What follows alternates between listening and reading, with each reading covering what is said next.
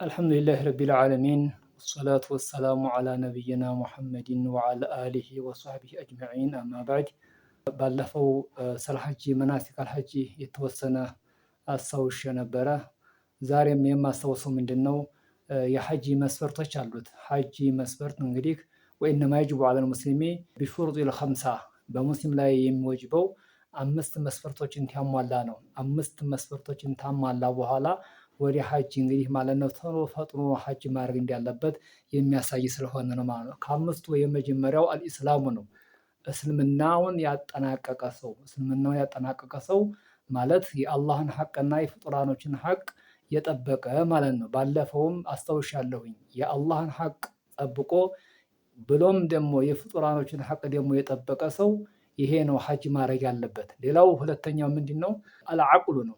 አቅሉ ካሚል የሆነ ሰው ነው። እብዲ በሆነ ሰው ላይ ወይም ደግሞ አይምሮ በጎደለ በሆነ ሰው ላይ ሐጅ መወጀብ እንደሌለበት ነው።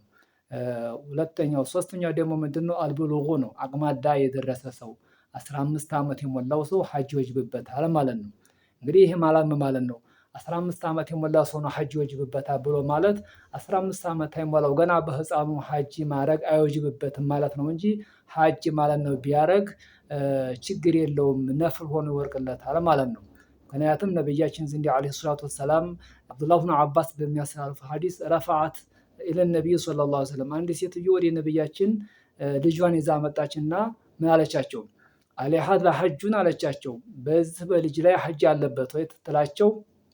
ነቢያችን ምን አሉ? ቃለ ነዓም አሏት። ወለኪ አጅሩን አሏት። ለአንቺም አጅር አለሽ፣ እሱም ማለት ነው ያድርግ አሏት ነቢያችን ዓለይሂ ሰላቱ ወሰላም። ይሄ ማለት ነው እንግዲህ ያው ሐጀተል ኢስላም ባይሆንለት አርካን ኢስላም ባይሆንለትም ሱና ነፍል ሆኖ ይወርቅለታል ማለት ነው። ልጆች በ7 ዓመታቸው ሶላት እንደሚታዘዙ፣ በ7 ዓመታቸው በ10 ዓመታቸው ጾምና ሶላት እንደሚታዘዙ ሁሉ እንግዲህ አቅም ካለ ልጆቻቸውን ሰዎች ሐጅ ቢያስደርጉ ሱና ሆኖ እንደሚወርቅላቸውና ሂሳብ ውስጥ አላህ እንደሚያስብላቸውና ጥሩ ነገር እንደሆነ የሚያሳይ የሆነ ነው ማለት ነው።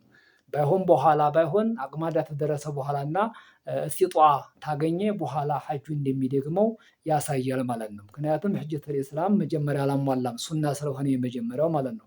ሌላው ምንድነው? ወልሑርያ ነው። ጨዋ ነው። በጨዋ ሰው ላይ ነው ሐጅ መወጀብ የሚወጅብበት ማለት ነው። በባሪያ ላይ ሐጅ አይወጅብም።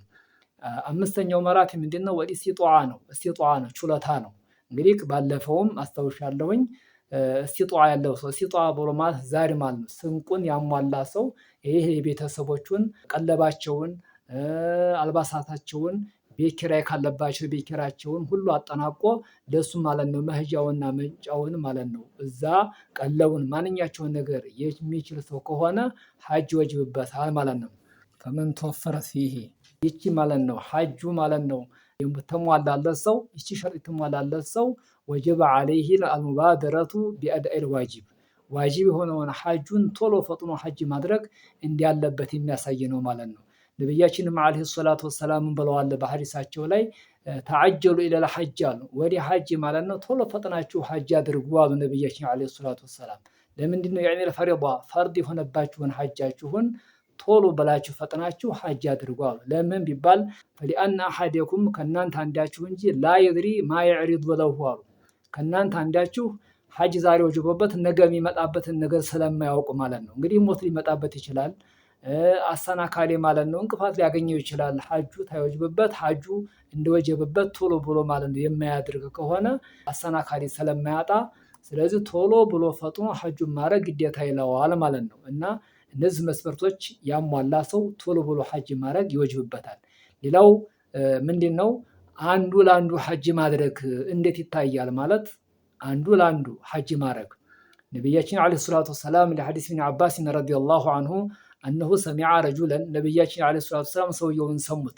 ለበይክ ዐን ሹብሩማ ለሹብሩማ ለበይክ እላለሁኝ ብሎ ሲል ሰሙት ነቢያችን ዓለይሂ ሰላቱ ወሰላም።